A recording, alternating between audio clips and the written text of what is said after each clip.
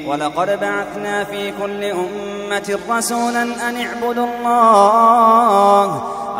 الله واجتنبوا الطاغوت فمنهم من هدى الله ومنهم من حقت عليه الضلالة فسيروا في الأرض فانظروا كيف كان عاقبة المكذبين.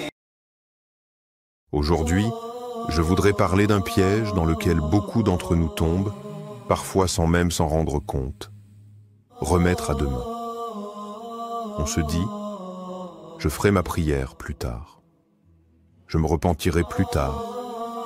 Quand j'aurai le temps, je lirai le Coran. Mais la réalité, c'est que demain n'est pas garanti. Et cette habitude de repousser peut nous faire perdre énormément. Le Coran nous alerte sur la valeur du temps. Allah a révélé une sourate entière pour nous rappeler l'importance du temps. Par le temps. L'homme est certes en perdition, sauf ceux qui croient, accomplissent les bonnes œuvres, s'enjoignent mutuellement la vérité et s'enjoignent mutuellement l'endurance. Sourate Al-Asr 103, versets 1 à 3. Ces versets sont très courts, mais très puissants. Allah jure par le temps, car chaque instant qui passe ne revient jamais, et chaque retard est une perte. 2. Le prophète, paix et bénédiction d'Allah sur lui, a mis en garde contre la procrastination. Le prophète a dit, profite de 5 choses avant 5 choses. Ta jeunesse avant ta vieillesse, ta santé avant ta maladie, ta richesse avant ta pauvreté, ton temps libre avant ton occupation et ta vie avant ta mort. Rapporté par Al-Hakim, ce hadith est une vraie feuille de route. Il nous dit en réalité, ne tarde pas, car les opportunités que tu as aujourd'hui ne reviendront peut-être jamais. 3e, les dangers de remettre à demain perte de bénédiction, baraka. Chaque retard est une occasion manquée de nous rapprocher d'Allah.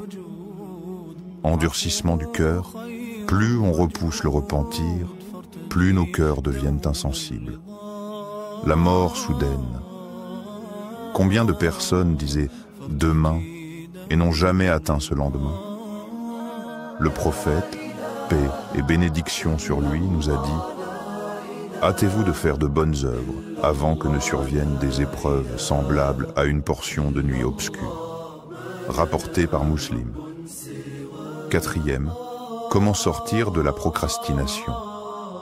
Commencez par de petites actions régulières, même 2 raka'at surérogatoires, un verset de Coran, une invocation sincère.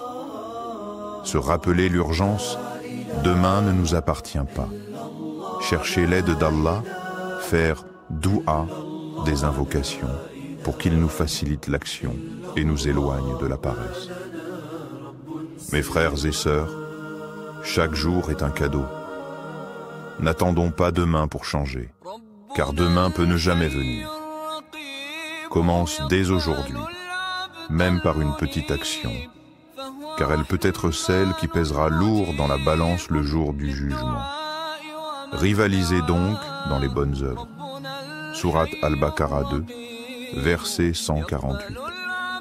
Alors, ne laisse pas Shaitan, Satan, te tromper avec le mot demain. Commence aujourd'hui, même par une petite action, et demande à Allah de te donner la constance. Si cette vidéo t'a rappelé quelque chose d'important, clique sur le petit pouce, like. Abonne-toi si ce n'est pas déjà fait et partage-la autour de toi. Peut-être que par toi, une autre personne se réveillera. Qu'Allah nous aide à utiliser notre temps dans son obéissance et qu'il nous compte parmi ceux qui ne sont pas dans la perte.